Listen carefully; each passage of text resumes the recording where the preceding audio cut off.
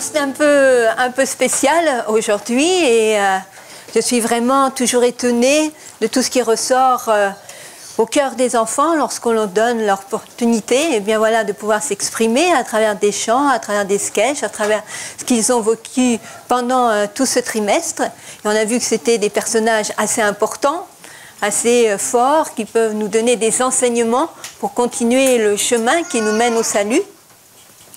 Et je voudrais vraiment vous remercier, vous tous les jeunes, tous les enfants, et j'ai vu que vous avez même des jeunes qui sont à la musique, et on n'est pas toujours conscient de la bénédiction que c'est d'avoir une jeunesse au sein d'une église.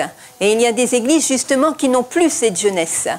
Donc je pense qu'on peut justement remercier le Seigneur et que vous pouvez remercier chaque jour le Seigneur d'avoir des enfants et des jeunes qui sont la continuité de l'Église, qui sont aussi, qui vous poussent, comment dirais-je, à vous remettre en question aussi, à pas toujours rester assis dans notre façon de voir ou de faire les choses, mais au contraire de les écouter.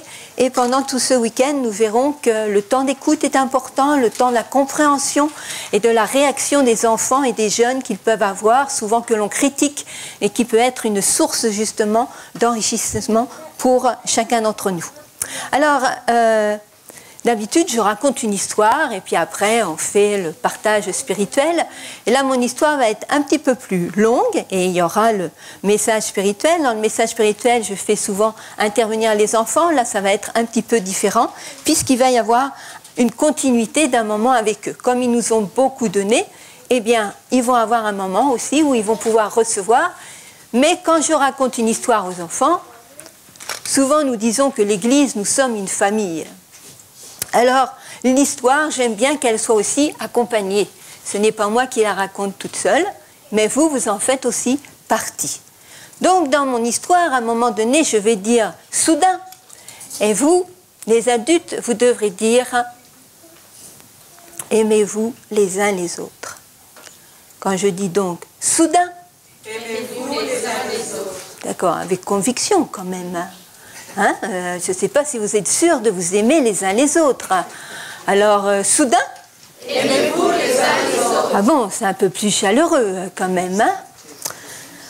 Alors, je vais demander aux jeunes enfants s'ils peuvent venir près de moi. Parce que c'est bien quand on raconte l'histoire de les avoir autour de nous. Alors, peut-être que vous avez l'habitude de vous mettre ici, mais là, je vais vous demander de vous asseoir là. D'accord? Et moi, je vais être là, devant vous. Alors voilà. Il y a 2 sacoches, il y a des images, on va voir ça un peu tout à l'heure. Qu'est-ce qu'il y a là-dedans? On va le voir aussi. Et ici. Alors, est-ce que vous vous souvenez comment je m'appelle? Françoise. Ah, Toniolo. Oh là là, même le nom de famille qui est un peu compliqué. Alors, mon histoire, eh bien, vous allez me regarder, vous allez m'écouter, et puis pendant ce moment-là, il va y avoir un silence pour vous. C'est simplement un moment d'écoute. Mais comme vous avez bien compris, dans mon histoire, quand je vais dire soudain, ce sera donc, ah oui, il y en a qui ont raté le coche, hein? Aimez-vous les uns les autres. D'accord? Alors, dans mon histoire, il y a des lettres. Et dans ces lettres, eh bien, c'est la galère. On entre dans l'histoire. Il y avait plusieurs lettres, et ces lettres se disputaient entre elles. Il y avait le U qui disait, pourquoi il y avait cette dispute? Parce qu'on cherchait qui allait être le chef. Alors le U, il se dit, mais c'est moi qui peux être votre chef, parce que regardez mes 2 lignes, jamais elles ne vont se toucher, c'est parce que nous sommes très unis, il n'y a jamais de dispute, jamais de querelle, nous on s'entend parfaitement, c'est moi qui dois être votre chef. Mais soudain, aimez-vous les uns les autres. Eh bien, il y a cette petite voix qu'on entend, c'est le U. Alors là, il y en a une autre qui arrive et qui dit non, c'est moi qui peux être le chef.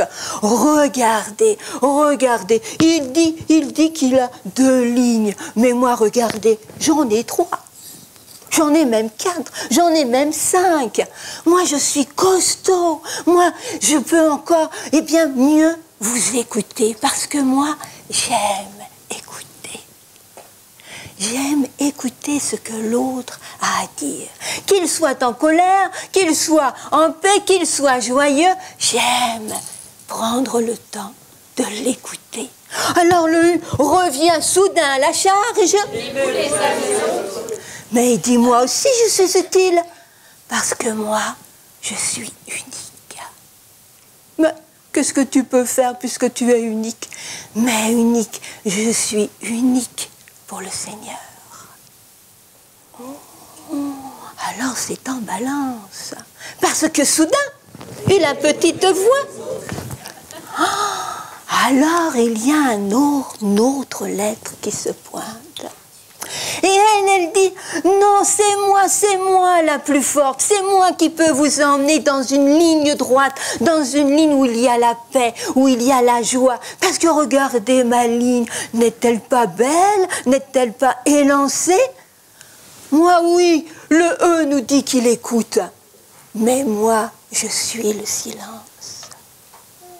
Et dans le silence, on peut entendre, eh bien, la rivière qui coule, on peut entendre l'oiseau qui chante, on peut entendre simplement le bruit du vent qui apaise. Moi, je peux être votre chef. Mais une petite voix soudain disait, aimez-vous les uns les autres. Alors il y a un autre. Et moi, je suis son jumeau. Moi, son jumeau, à deux, nous sommes plus costauds. Mais lui, parce que lui, il écoute dans le silence. Mais moi, vous savez à quoi je sers? Je sers pour servir. Parce que moi, si vous êtes fatigué, eh bien, je peux vous aider. Votre cartable d'école est trop lourd, eh bien, je peux vous aider à le porter. Vous avez du chagrin, eh bien, je peux vous aider à trouver une solution. Je suis à votre service. Moi, regardez-moi, le service, le silence. À nous deux, tu es le chef, je suis le chef au-dessus. Comment ça, le chef au-dessus? Ce n'est pas possible. Et une petite voix dit, soudain. Aimez-vous les uns les autres. Et alors là, il y a une autre lettre qui dit, regardez-moi, regardez comme je suis jolie, comme j'ai cette courbe qui est belle. Et parfois même, je suis accompagnée d'une boule, un joli chapeau. Moi, je suis le joyau par excellence, un joyau qui brille dans la nuit. Vous êtes triste, vous êtes malheureux, vous êtes en train de pleurer, eh bien moi, je vous éclaire le chemin. Moi, je peux être votre chef. Alors, soudain, la voix, on entend, et alors les lettres se disputent entre elles, elles se disputent, mais soudain, elles s'aperçoivent, oh là là là là, qu'elles ont écrit quoi? Elles ont écrit Jésus. Voyez-vous, Jésus. Jésus, c'est le joyau par excellence. Il ne va pas tenir. Bon, il ne va pas tenir, je le mets comme ça. Le J est le joyau par excellence, c'est-à-dire c'est Jésus. Jésus, il éclaire notre chemin. Jésus, il est là, je pleure, j'ai de la peine, je suis même joyeux, il est là pour m'éclairer, pour me conduire. Il est là aussi pour m'écouter. Jésus, il écoute, même si tu es en colère. Tu as de la peine, tu as un problème, tu as un souci, il est là pour t'écouter. Jamais il ne refusera de t'écouter. Ensuite, Jésus, il est là justement, eh bien pour nous apprendre à devenir de plus en plus meilleur. Comment je peux devenir de plus en plus meilleur? Eh bien en apprenant chaque jour à faire quelque chose de bien. Ensuite, Jésus, il est l'unique. Ce n'est que grâce à lui qu'on est sauvé. Pourquoi? Parce qu'il est venu mourir pour prendre ma place. Non seulement Jésus, il est unique, mais il vous dit à chacun d'entre vous que vous êtes unique pour lui. Et le dernier, eh bien le Seigneur, dans son ministère, il nous a appris le service, à être au service des uns et des autres. Toujours essayer de faire le bien pour l'autre. Alors maintenant,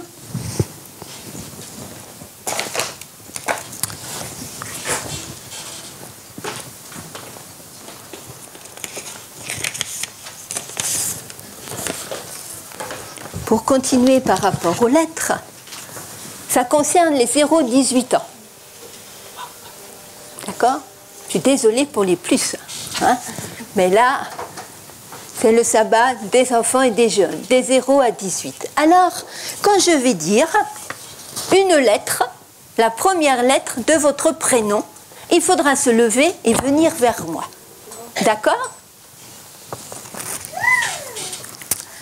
Eh bien, je vais commencer. Est-ce qu'il y en a parmi vous dont le nom commence par un N? Des 0, 18. Non. Il n'y a pas de Noam. Il est absent? Il est absent. Alors, maintenant, le prénom qui commence par un S. S. Bien. Alors, voilà, bien. Voilà. Par un S. Il n'y en a que 2. Bien. Ah, il prend sa petite sœur. D'accord. Il prend soin de sa petite sœur. Son prénom commence aussi par un S? Ah, d'accord, d'accord. Mais elle a un S. Mais là, qui commence? Mais t'as raison.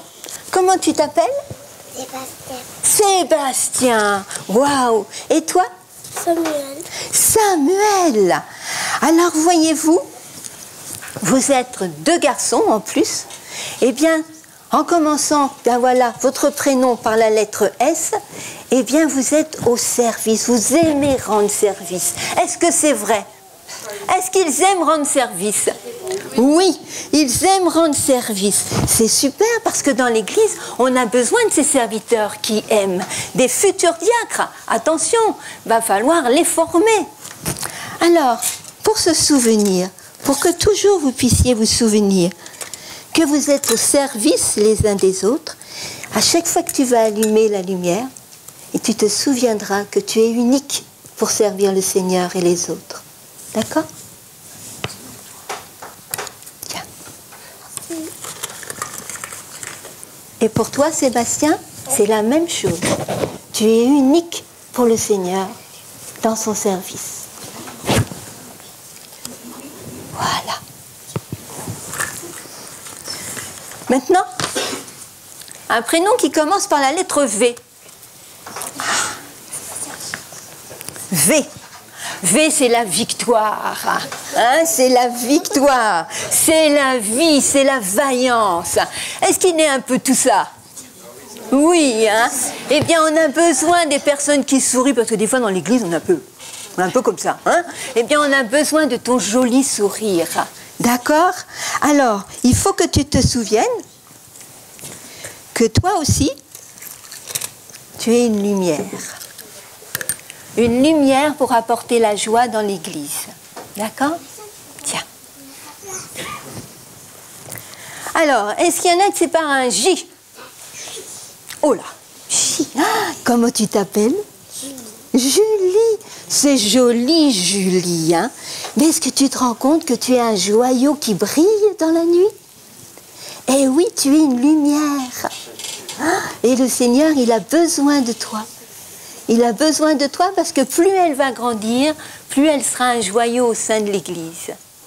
Et le Seigneur, justement, on ne doit pas blesser un seul enfant, car chaque enfant est utile dans l'Église. D'accord? Toi aussi, souviens-toi que tu es unique devant le Seigneur. D'accord? Tiens. Alors, est-ce qu'il y a des R? Un prénom qui commence par R? Oui. Non? Il n'y a personne. D'accord? Avec un E Oula, alors là, avec un E. Waouh. Alors, le E, comment tu t'appelles? Émilie. Élodie. Élodie. Ethan. Ethan. Ils sourient, ils sont souriants. Ce sont aussi des personnes, des jeunes enfants bien qui sont à l'écoute des autres. Je suis sûre que quand ils voient quelqu'un qui n'est pas bien dans l'église, ils vont le signaler. Ce sont des enfants qui sont à l'écoute, mais qui doivent être aussi à l'écoute du Seigneur. Pourquoi? Mais parce que le Seigneur, il vous a choisi. Il a besoin que vous l'écoutiez, et bien parce que vous allez pouvoir apporter à l'église votre sourire, votre réflexion. D'accord?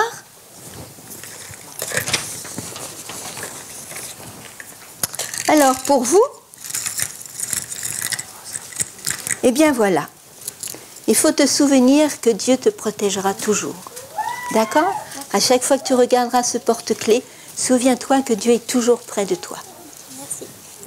Pour toi de même, Dieu te protège. D'accord?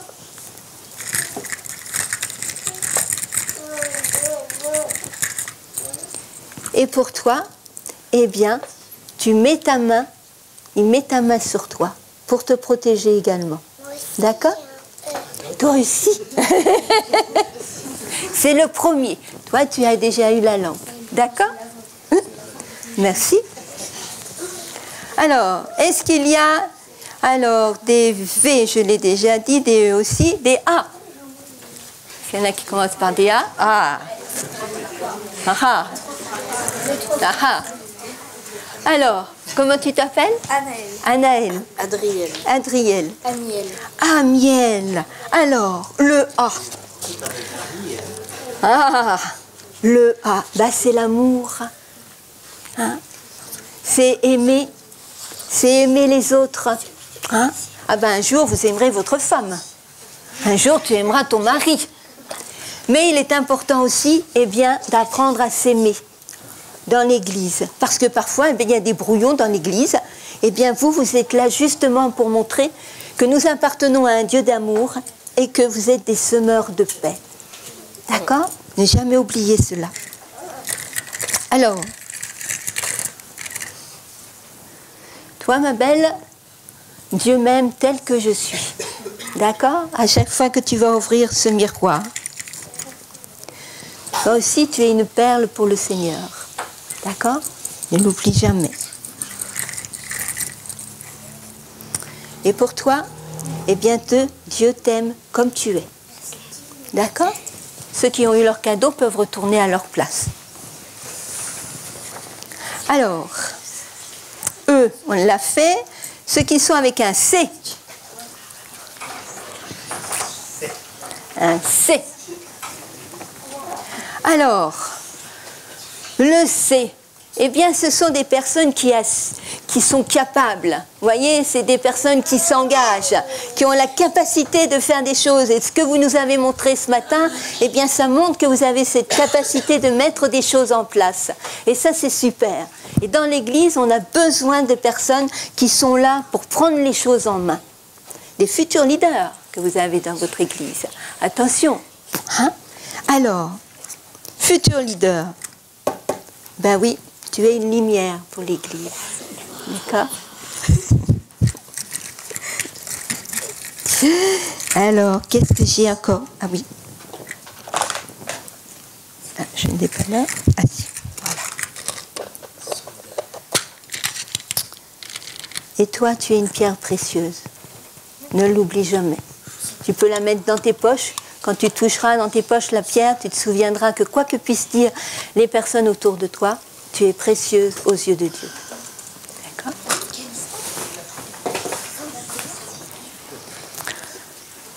Alors, je crois qu'on n'a pas vu les L. Les L. Voilà. Oula, il y en a plusieurs. Oui, oui, oui, venez. Au contraire. Les L. L. L. Voilà. Alors, on va faire de la place pour tout le monde. Voilà. C'est aussi un L? Ah, d'accord. D'accord. Alors, rappelle-moi ton prénom. Lucas. Lucie. Lucie. Laurent. Laurent, donc là, on a vu. Loris. Loris. Alors, le L, eh bien, c'est la loyauté, à vrai dire. Hein? La loyauté, c'est comme le son d'une lyre, hein? Avec des notes justes.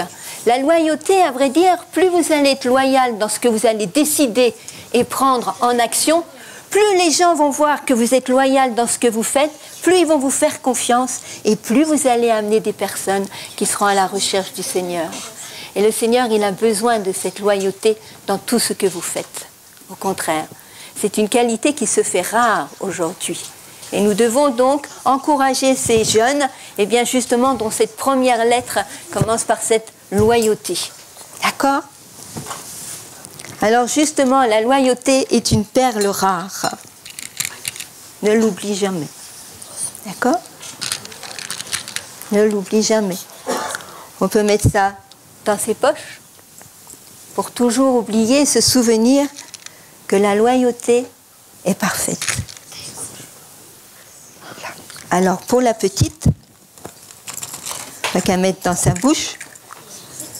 Les parents, lorsqu'ils ouvriront, ils allumeront la lampe, ils verront que leur petite fille, elle porte un nom loyal, la loyauté en premier. D'accord ? Bien. Merci. Vous pouvez retourner à vos places. Alors, le S, on l'a fait, le U, le C, le A. Le T, c'est un jeune par le T ? Non. Par le P ? P ? Non plus. Alors, est-ce que des enfants ont été oubliés ? Tout le monde a eu un cadeau ? Oui ? Ah non, t'as eu. D'accord ? Ce que je voulais dire à chacun, et à travers vous les adultes qui avez écouté cela, vous aussi vous êtes appelés par un nom. Et lorsque le Seigneur Jésus, nous serons dans son royaume, il va changer notre nom. Parce que justement, ça sera un nom qui nous ressemblera. Ce sera un nom qui nous représentera dans ce que nous avons vécu sur cette terre. Donc c'est important aussi de comprendre, parfois on n'aime pas les prénoms qu'on nous a donnés, mais pour le Seigneur, c'est un prénom qui a de l'importance. Et chaque enfant, chaque adulte, chaque personne a de l'importance. Pour nous aimer les uns et les autres, nous devons donc nous respecter les uns et les autres et reconnaître les qualités des uns et des autres pour grandir justement ensemble. Vous pouvez retourner à votre place.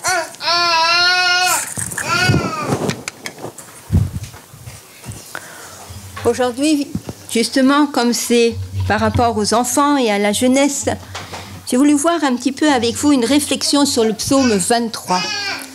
Souvent, on a l'impression que le psaume 23, on le connaît par cœur, on le sait du début à la fin, mais à la force de le réciter, à la force de le lire, je pense qu'on en a perdu justement une certaine valeur. Et si vous voulez suivre avec moi, vous pouvez prendre vos Bibles, ou la Bible qui est dans le téléphone, ou sur la tablette, comme vous voulez, mais le psaume 23. Et au fur et à mesure, nous allons lire les versets au fur et à mesure. L'Éternel est mon berger, je ne manquerai de rien. Et pourtant David, qui a fait ce poème, a manqué de confort lorsque Saül le poursuivait. Sa vie n'a pas été un long fleuve tranquille et pourtant il dira « Je ne manquerai de rien ». Mais il ajoute bien « Si l'Éternel est mon berger, je ne manquerai de rien ». Ce qui pour chacun d'entre nous, si l'Éternel est ton berger, tu ne manqueras de rien. Pourtant, parfois, on peut avoir subi un manque de nourriture, un manque d'amour, bien sûr. Mais lorsque nous allons découvrir ce psaume 23 d'une autre façon, nous allons voir que tout ce psaume parle du salut, la grâce de Dieu. C'est le salut qu'il nous offre à travers ce psaume par David. Ayant toujours confiance en Dieu. Le terme berger est un titre royal. Dans le psaume 79 au verset 13, « Et nous, ton peuple, le troupeau de ton pâturage, nous te célébrons. » Donc, c'est un titre royal. Nous obéissons à un berger, qui est un prince, qui est un seigneur. Dans Hébreux 13, 20, il est dit qui a ramené d'entre les morts le grand pasteur des brebis par le sang d'une alliance éternelle, notre Seigneur Jésus. Il est un prince, il est le Seigneur. Le berger, c'est lui, le berger de notre vie, le berger qui nous guide. Mais alors, mes amis, qui sommes-nous? Qui sommes-nous, nous, justement? Je vous demande de prendre avec moi 1 Pierre. 1 Pierre, au chapitre 2 et au verset 9.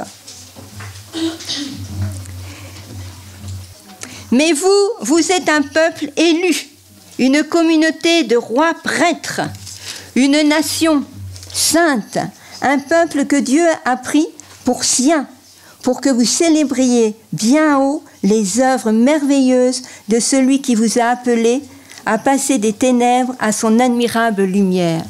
Je ne sais pas si vous voyez, mais vous êtes un peuple élu, vous êtes une communauté de rois prêtres, vous êtes une nation sainte, un peuple que Dieu a choisi.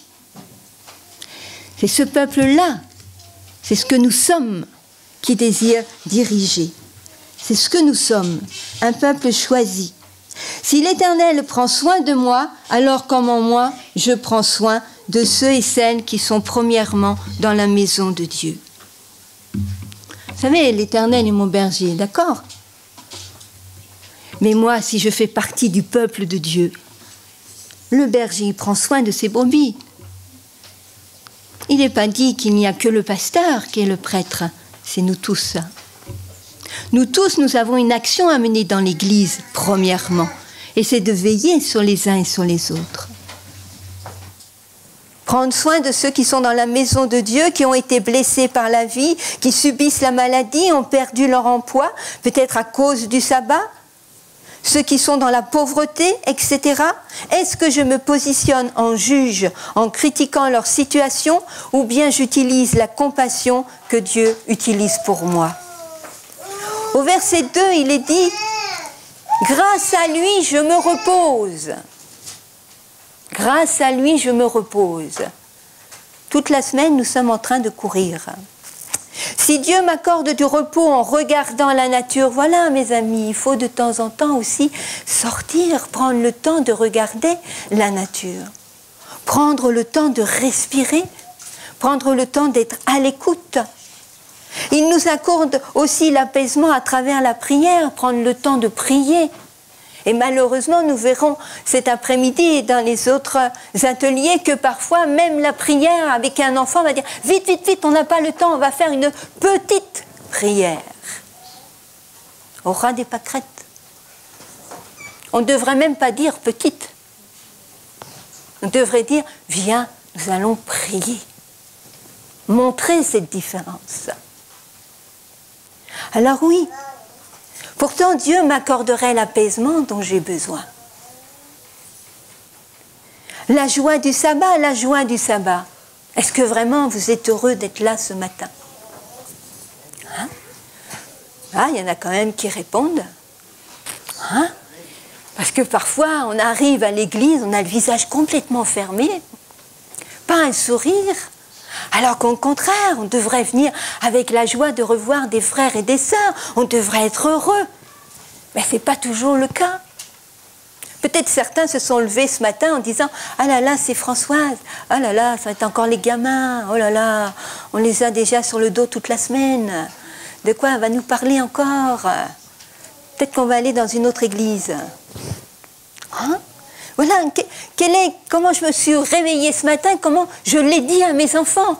Est-ce que j'étais moi-même grognon? Alors quand le jeune arrive à l'église en traînant des pieds, faut le comprendre. La famille n'a pas l'air d'être au top, on ne voit pas pourquoi les jeunes vont être au top. Hein? Il faut aussi, et on le verra également, échanger avec lui sur la parole, prendre le temps, même si c'est 10 minutes, 5 minutes, mais dire « Seigneur, là, ça ne va pas du tout, ça ne va pas du tout. » C'est vrai, j'aurais dû me lever plus tôt, mais je suis fatiguée. Écoute, Seigneur, tant pis, je voudrais prendre ces 10 minutes, mais vraiment 10 minutes, voilà, 10 minutes. Parle-moi au sein de ta parole. Pas dire, attends, je vais lire 2 versets, Seigneur, 2 versets, parce qu'après, je n'ai pas le temps. Hein. Alors, 2 versets, bon voilà, il est content, j'ai lu 2 versets, je pars. Ça ne sert à rien. Essayez de prendre le temps. Oui, il peut me reposer, encore faut-il que je lui donne la possibilité de me reposer. Discuter avec lui sur mes incertitudes, mes maladresses, mes espoirs, les injustices, ma colère, ma reconnaissance aussi envers lui. Si lui prend le temps de m'écouter, est-ce que moi, à mon tour, je prends le temps d'écouter celui qui est mon frère, ma sœur, ou bien celui que Dieu mettra sur mon chemin pendant la semaine? Où en serais-je si Dieu avait passé son chemin lorsque j'avais besoin de son écoute, de son silence, de son réconfort? Toujours au verset 2, il est dit « C'est lui qui me conduit ». Parfois, on va finir la journée dans un état catastrophique, mais parce qu'on n'a pas... Souvent, on va accuser Dieu. Mais écoute, Dieu, c'est de ta faute si je n'ai pas le temps. Il fallait peut-être mettre plus que 24 heures. Hein? Mais si on ne prend même pas 10 minutes, un quart d'heure, il ne peut rien faire si nous ne lui permettons pas d'entrer dans notre vie, d'avoir ces moments. Ma vie est faite d'une course-poursuite. Et pourtant, n'est-ce pas là la vérité? Je cours après le temps et malheureusement, même le sabbat. Et là, je suis mal placée. Parce que même le sabbat, eh bien, après manger, vous allez être avec moi. Et puis après, il va y avoir les animateurs, on va manger. Et puis après, il y aura encore moi. Vous en allez avoir une indigestion. Hein? Parce qu'à vrai dire, dans le sabbat, un sabbat qui restaure, c'est quoi, à vrai dire? Parce que parfois, nos sabbats, ils sont tellement, avec beaucoup de choses, que où est le repos? Physique, c'est spirituel, bien sûr, mais aussi amical vis-à-vis des uns et des autres. Il est parlé des eaux calmes, mais ces eaux calmes, où sont-elles? On ne peut trouver ces eaux calmes que dans des moments de silence, qu'en regardant la nature, en parlant. Parfois, on a dit oui, on prie Dieu, mais où il est là? Hein, souvent, ça va être la question des jeunes et même des adultes, si nous sommes, loyaux avec ce que parfois nous voudrions comprendre. Parfois, on n'a pas l'impression de sentir Dieu. Ben, vous savez, il y a quelqu'un qui, à un moment donné, dit « Je ne savais pas où était Dieu, j'avais besoin de le voir, de le sentir. » Qu'est-ce qu'il a fait? Eh bien, dans sa maison, il a choisi une chaise. Et puis, quand il veut parler à Dieu, ben, il approche sa chaise et il se met à côté de la chaise. Et là, il parle. Comme si, voilà, Jésus, il est assis à côté, il l'écoute, il l'entend. C'est son moment de pause. Et la chaise lui rappelle que de temps en temps, dans la journée, il n'a peut-être pas eu ce moment. C'est peut-être le moment que j'aille me poser à côté de la chaise et que je parle, que j'échange avec lui. Au verset 3, il est dit... Dans ma version du Semeur, il est dit de me revigorer, me fortifier, car il sait que je suis fragile. Mais alors moi, je me crois fort, n'est-ce pas? On se croit fort. C'est un exemple, ou plutôt une invitation que Dieu me tend, afin que moi, à mon tour, je puisse prendre le temps de soulager l'autre. Une maman fatiguée, l'aider à faire un repas ou bien prendre une heure les enfants. Une personne malade, soulager la famille en faisant quelques courses ou bien veiller sur elle, lui faire la lecture. Une personne seule, l'inviter, aller en course avec elle, se promener avec elle. Bien sûr, je vous entends déjà murmurer. Dites donc, Françoise, là, tu réfléchis un peu à ce que tu nous dis? Tu ne crois pas qu'on a déjà assez à faire avec nous-mêmes, notre propre famille? Eh bien, on dresse un planning. Cette semaine, tiens, il faut que je fasse quelque chose avec quelqu'un de l'Église. Ça va resserrer les liens. On va s'occuper des uns et des autres. On sera moins fatigué, moins triste, parce qu'on aura eu de l'entraide, ne serait-ce qu'une demi-heure, une heure. Parce que chacun va faire des efforts vis-à-vis des uns et des autres, sans rentrer dans l'intimité de la famille, bien sûr.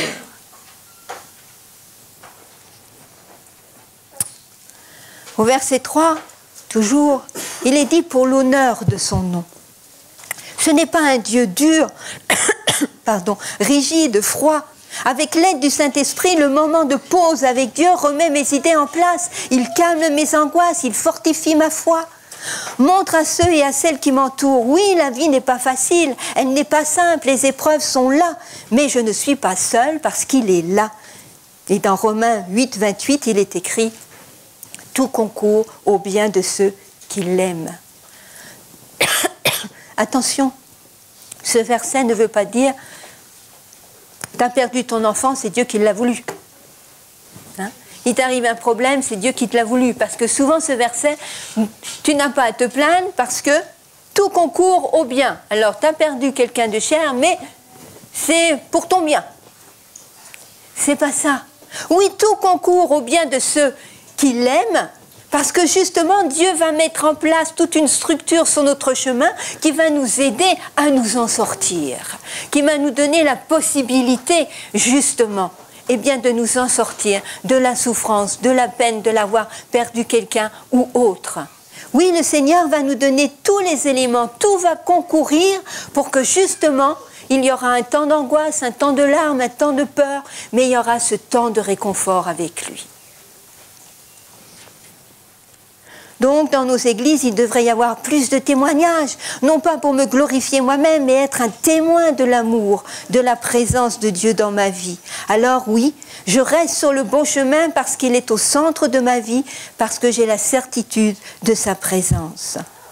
Et quand j'arrive au verset 4, où il est dit, bien quand je marche dans la vallée des difficultés, oui c'est dur, un divorce, une trahison d'amitié, la mort d'un être cher, la maladie, le chômage, merci. L'échec, qui peut être une réussite par la suite. Oui, j'ai un Dieu rempli de compassion qui accepte mes larmes, qui accepte mes cris, qui accepte ma colère, qui accepte mes peurs. Et je sais aussi que si je patiente, alors j'ai l'assurance que ni la mort, ni la vie, ni les anges, etc. n'aura raison de moi. Vous avez ça dans Romains 8. Dieu ne me juge pas, il me relève.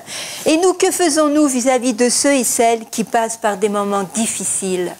Ce psaume 23 me remet tout en question. Oui, c'est une œuvre du salut. Le salut est pour moi, mais je suis aussi celui qui va ouvrir ce chemin du salut pour ceux qui m'entourent.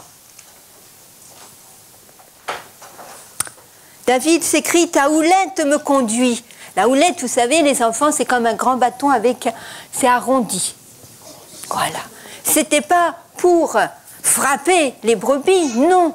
C'est s'il y en a une qui s'écarte un petit peu, hop, il la ramène. Il ne fait pas un grand coup, non, c'est avec amour. Il la ramène tout doucement dans la bergerie.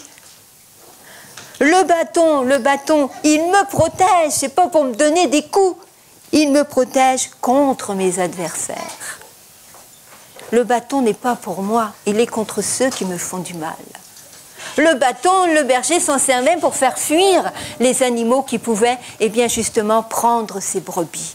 Parce que le Seigneur, il a le désir de nous sauver, de nous protéger, de nous fortifier, de nous instruire sur ce chemin. À vrai dire, nous sommes que des voyageurs, le but c'est le salut. Dieu m'enveloppe de son amour. Alors moi, qui suis-je pour celui et celle qui souffrent? Le bâton ou bien la houlette? Parfois, on est dur vis-à-vis des uns et des autres. Au verset 5, il est dit, « Pour moi, tu dresses une table aux yeux de mes adversaires. » Mais qu'est-ce que c'est que cette table-là? Aux yeux de mes adversaires. Je suis là, voilà.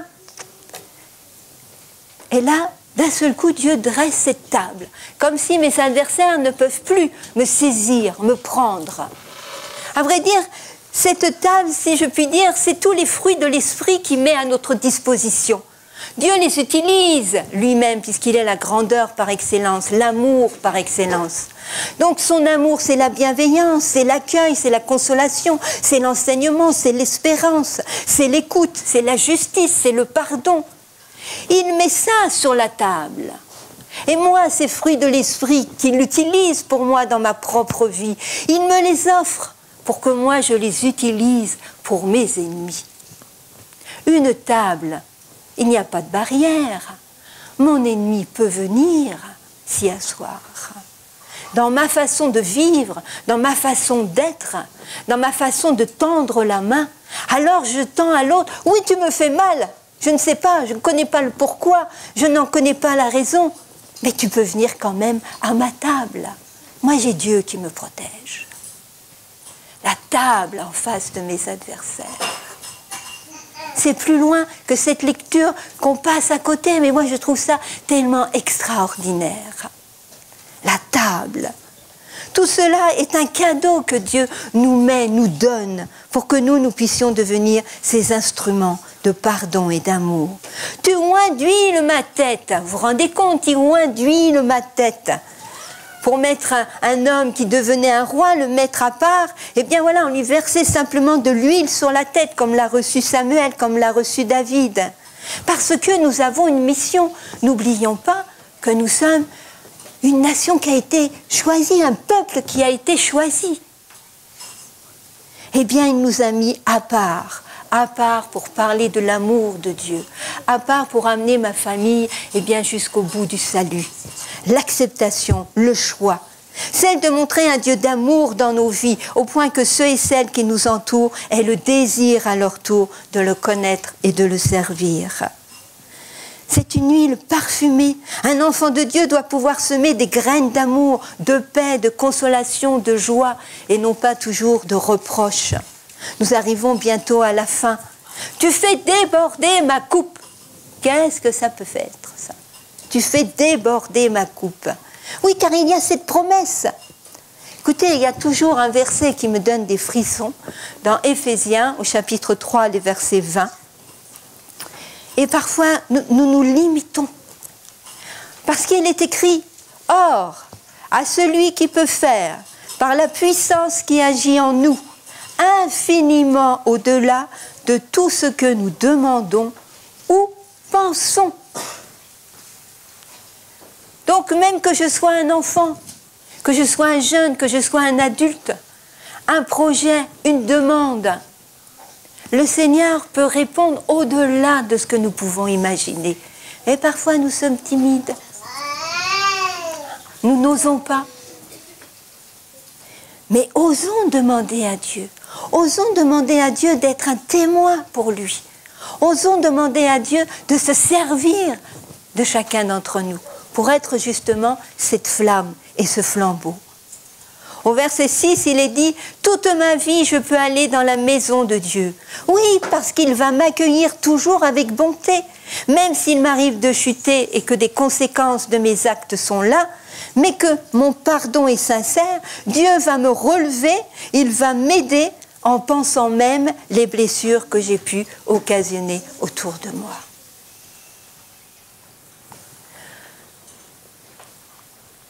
Vous savez, pour moi, le verset 23, le psaume 23, pardon, c'est une affaire de salut. C'est mon salut. Et est-ce que l'amour que Dieu a tout développé pour que moi je sois sauvée, pour qu'à la fin il y ait ce salut avec mon Dieu, pour que ce soit, comme disait Job, mes yeux qui verront le Seigneur, il fait de cela un instrument pour que moi aussi je puisse être la lumière pour ceux qui m'entourent, de les amener à ce salut gratuit que nous offre le Seigneur. Parce qu'à vrai dire, tout le monde a reçu la grâce. Maintenant, il suffit de l'accepter et de la recevoir. Alors soyons des témoins de lumière qui montrent que oui, la vie ne va pas être facile. Il y aura des embûches, ça ne sera pas facile tous les jours. Mais nous sommes une église justement pour nous entraider, pour nous fortifier. Alors, faisons confiance parce qu'il peut faire au-delà de ce que nous pouvons espérer. Seigneur, tu as entendu les prières qui sont montées au sein des familles, au sein des couples, au sein de ceux qui sont seuls dans cette église, mais qu'ils font partie de cette famille. Tu connais les cœurs, tu connais les soucis, les problèmes, les difficultés, mais nous savons qu'avec toi, nous pouvons remporter toute victoire. Nous voudrions vraiment faire le vide en nous, Seigneur, afin de pouvoir recevoir ton esprit et que tu puisses nous éclairer dans notre façon de faire, dans notre façon de penser et d'agir, afin que nous puissions agir dans le bon sens du terme, Seigneur, pour nous-mêmes, pour les autres, pour ceux qui nous entourent, notre propre famille, notre voisin, nos collègues, et aussi au sein de l'Église. Merci parce que tu n'abandonnes jamais et parce que ton amour, Seigneur, est toujours présent. Que ton nom en soit béni et glorifié. Par Christ, Amen.